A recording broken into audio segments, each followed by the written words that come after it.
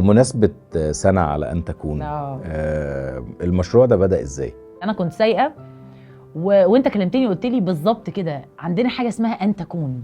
بس كده قلت لك أنا معاك طبعا، لأني كلمة عظيمة بالنسبة لي، جملة عبقرية.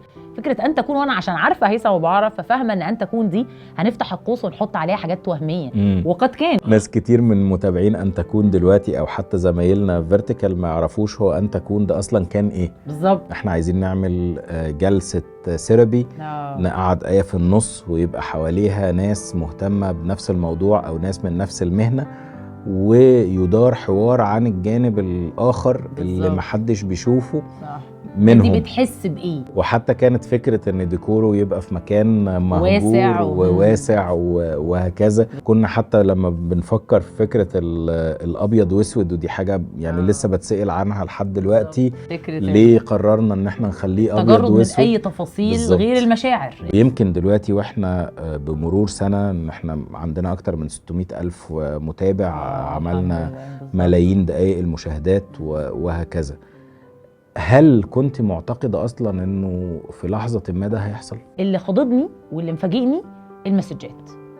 أنا ما كنتش متصورة إن الناس هيبقى عندها الأريحية والرغبة إنها تكون عايزة تيجي وتتكلم وتقول كل مشاعرها الإنسانية بمنتهى الوضوح والصراحة كده. ده كان بالنسبة لي مفاجأة. إيه تاني فاجئك؟ أي شعور هتقوله للإنسان ببساطة وهتحسسه إن هو موجود منه تاني، الناس هتشتري. أن تكون مشروع ذاتي الآية شوية، هي عندها كتير منها شخصيا بتحطه في الحلقات.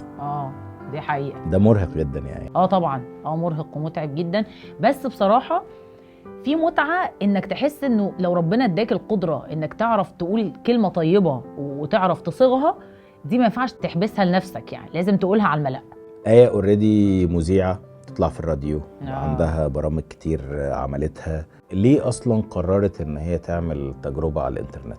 ساعات كتير لما بتطول في وانت بتعمل حاجة في وسيط معين، بتكون اعتدت المسألة وخدت على نوع الجمهور وخدت على نوع التواصل وخدت على مستوى نجاح الحمد لله وخدت على مستوى فيدباك ورجع صدى من الناس.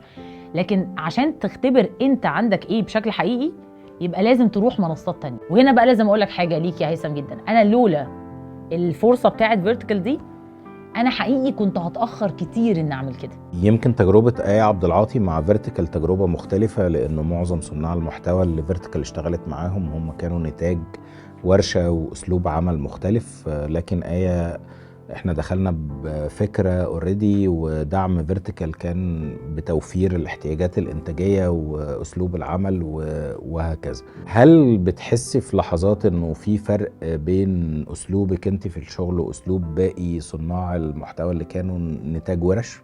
بصراحة في معيار للأمانة بحسه جدا وبقدره في المشوار، يعني انه فكرة خبرة التكرار، يعني تكرار الحاجات كتير بيخلي فيه قاموس ثري، قاموس من التصرف وقاموس من الكلام. انا عامله 14 برنامج، فبالتالي عندي حصيله صحيح. اقدر بيها اخرج حلول. صح. يعني اقدر بيها لو في مره عايزه اعمل انترو مختلف او اعمل حاجه، عندي حاجه تزق في ده.